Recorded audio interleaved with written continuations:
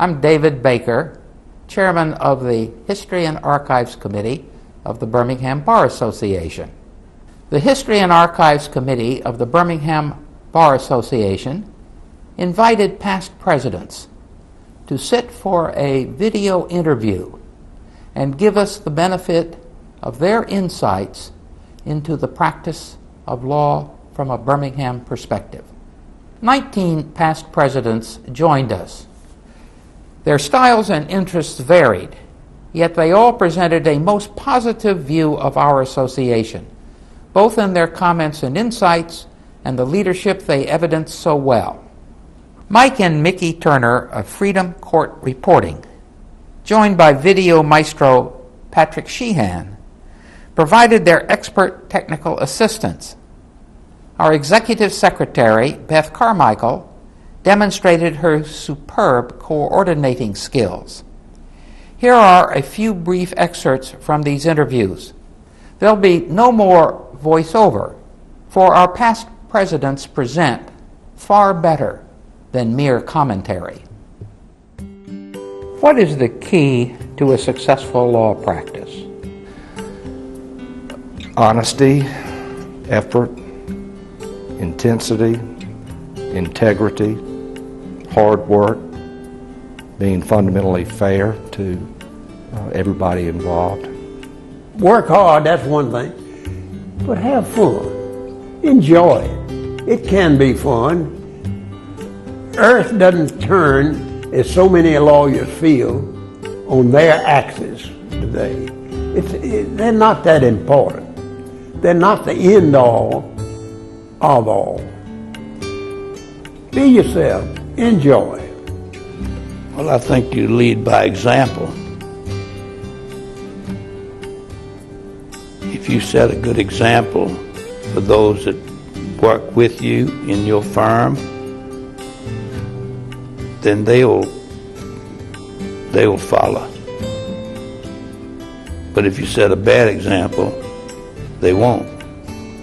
I think focusing law practice on service to one's clients is absolutely essential to a successful practice. And we believe that combining service to the clients, service to the bar, and service to the community are extremely important in having a well-rounded law practice and making a well-rounded lawyer.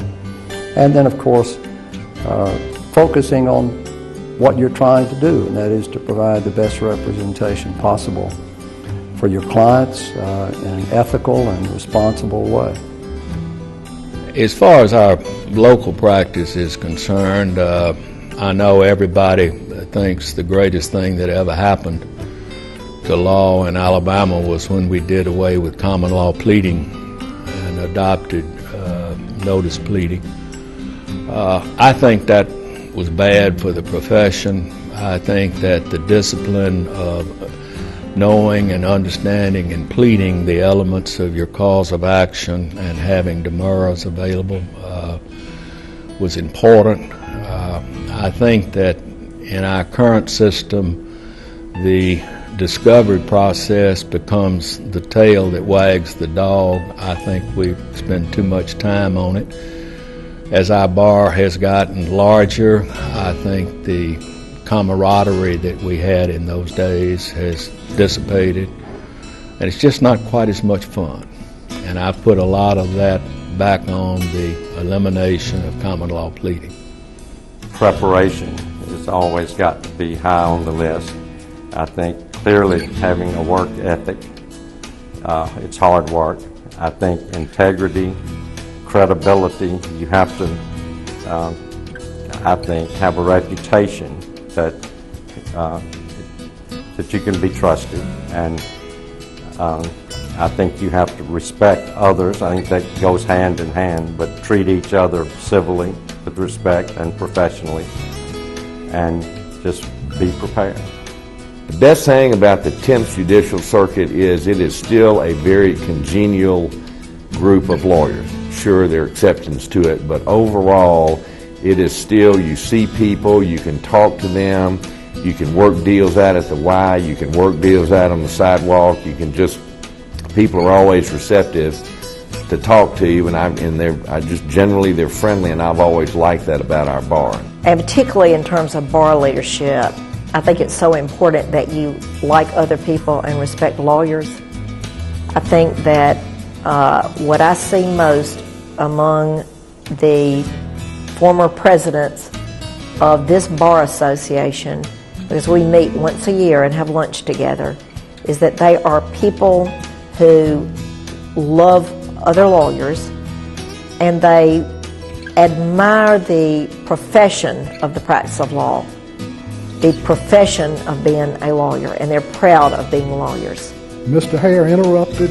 Judge Claude Hughes was trying it. He said, "Judge Hughes, could I have just a minute?" And he went out with his client, came back in, and he said, we were in the second day of trial, and he said, "Judge Hughes, I am withdrawing from representing this individual. I gave Mr. Gale my word that I would withdraw if my client was misleading me in any way." And it turns out he was. And he's going to have to get another lawyer. And Judge Hughes, at first, I could tell we've been at this for 2 days, Mr. Hare, and Francis said, "Judge, when I give my word, that's it." And the case was over. One of the questions is, seems simple, but it's very important, which is, what do you think is the key to a successful law practice? I have one word for that: credibility. I think without credibility, I don't care how smart you are or how many good clients, you won't last long in the real sense of the term. What do you think is the key to successful leadership? Knowing what problems are, involving yourself in the problem, and just continuing to do that. If you involve yourself in a thing over a period of time, others will respect you for the advice that you give. I think the fact that there are more female attorneys. When I graduated from law school, there was one in our class, and there was one, and that was Miss Miglianico, that practiced in domestic court. Now there's over 50%, I would think, of female attorneys, and I think that has had a great impact on the practice of law. The lawyers that I have admired most over the years were the lawyers who remembered that they were human beings, who Stan Starnes used to say, and he is a great trial lawyer, used to say, what we do when we try cases, we don't want to go in and make a point with a chainsaw. We want to take the smallest instrument that we can and get just the smallest fact that is necessary to prove our client's case, so that we can come back and fight again on this turf and not bury our relationships and alienate juries by going in with too much bluster.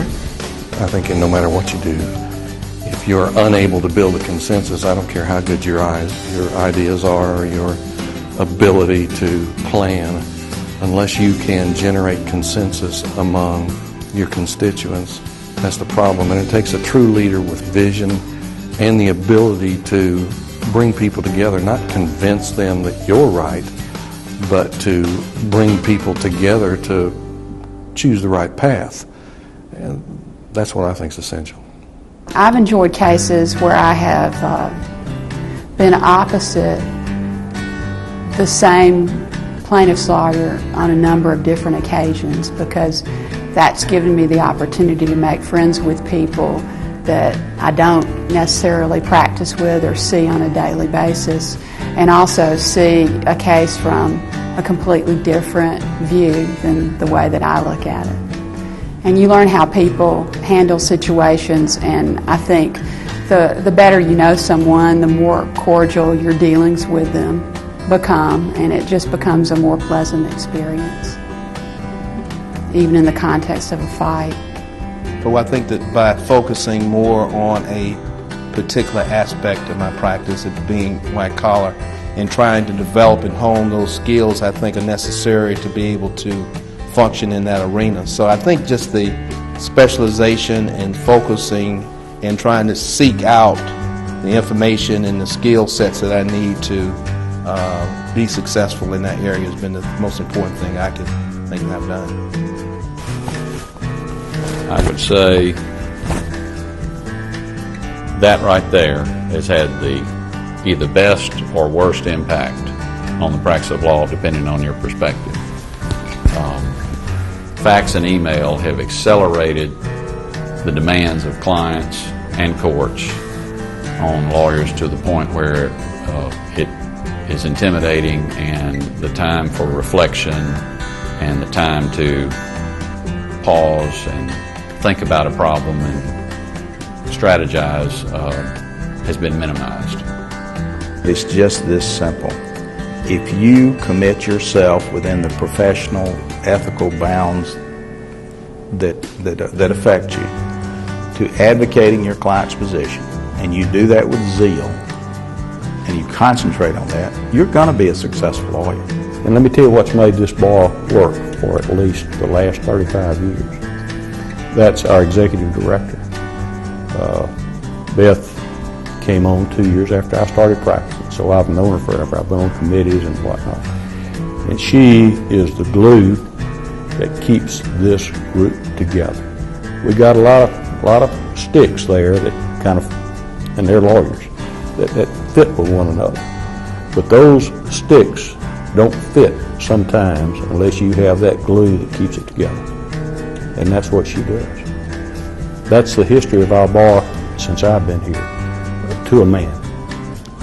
We have a great group of sticks that are kept together by a centralized organization.